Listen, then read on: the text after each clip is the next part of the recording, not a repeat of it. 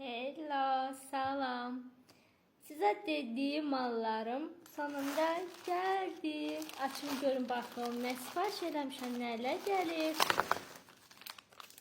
Bir dənə üzü sipariş eləmişdim. Açın bakın görün necə üzü. Onu da açtım. Ay ve güneş formasında. Yakın görürsünüz benim. Çok güzel, lezzetli. İkinci paketinde görürsünüz kimi yüzüklerim var.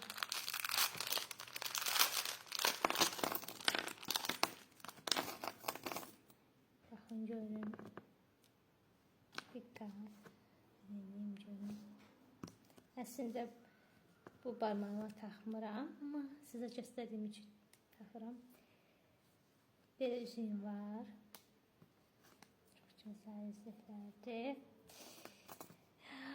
Ben buna aşık oldum bu yüzüğe. Ben bunu satmayacağım. Bunu özüme götüreceğim. Bu süper yüzükdür. Böyle takım. Görürsünüz ne güzel yüzüklerdi. Sonra böyle üzüklerim var. Diyeyim bakın.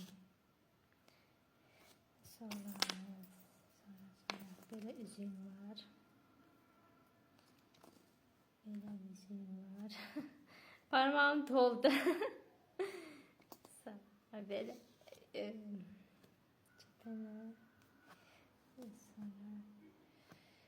dalgalım. Üzü içi dənəydi gördüğünüz kimi.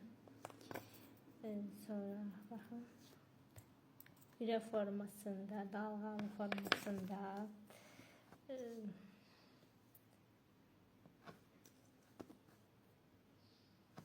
Çok güzel yüzüklerdi.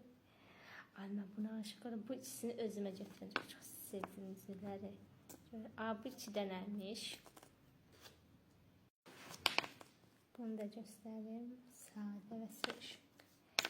Nasıl iğne koyayım.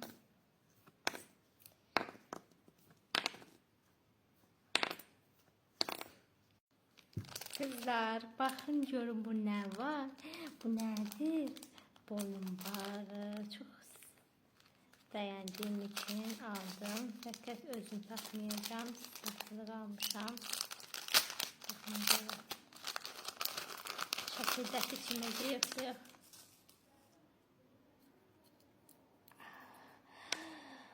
Çok beğendim. Bakın görün.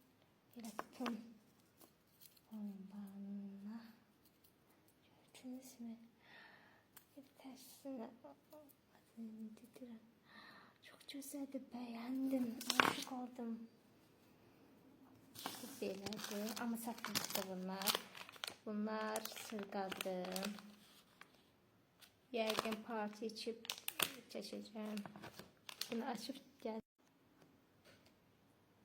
Bakın ne güzeldi.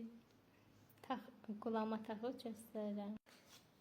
Bu sırganı kulağıma takabilmedim. Qırağa koyuram. Bu eynidir. Fakat başka renklerdir. İndi